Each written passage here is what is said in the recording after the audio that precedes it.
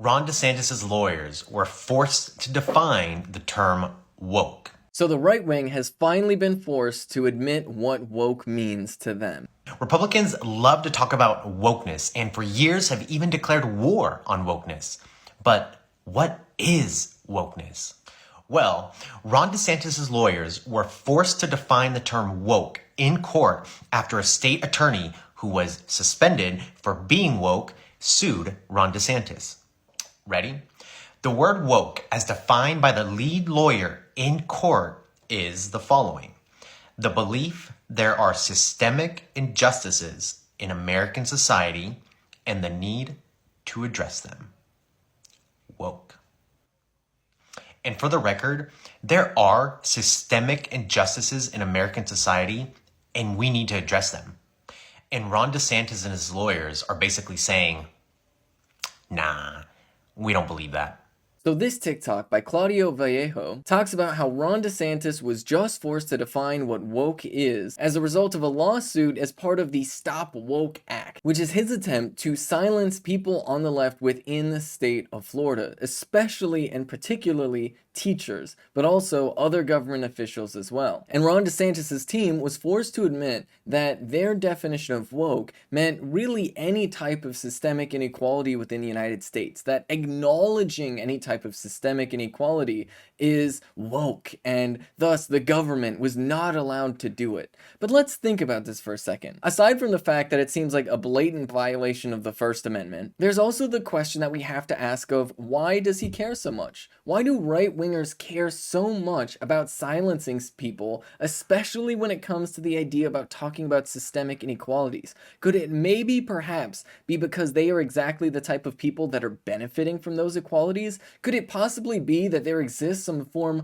of privilege that they would like to maintain for themselves? I mean, it couldn't possibly be that these people are white supremacists that are trying to maintain a system of white supremacy and trying to quite literally make it illegal to have any type of conversation about white supremacy and thus present any type of challenge to it. It couldn't be that, because all the pundits in the media, they say that it's so unfair to call these Republicans white supremacists, and that it's so unfair to call them fascists when they're literally going out of their way to police government officials' speech in such a way that hides very obvious systemic inequalities in our society. Because think about it, if you're a school teacher and you're not allowed to talk about any type of systemic inequality in the United States, how are you supposed to talk about the Trail of Tears, or the colonization of the United States, or the genocide of indigenous people, or slavery at all, or the Jim Crow laws that existed, and then following the Jim Crow laws, the existing systems of redlining, the currently existing system of racist credit scores that exist within the United States, and all of the other various forms of racism that exist within our society, not to mention even things like sexism, homophobia, transphobia, you name it. These are very obvious and ever-present things, and you can't even explain what Republicans want to do then without bumping up into this law.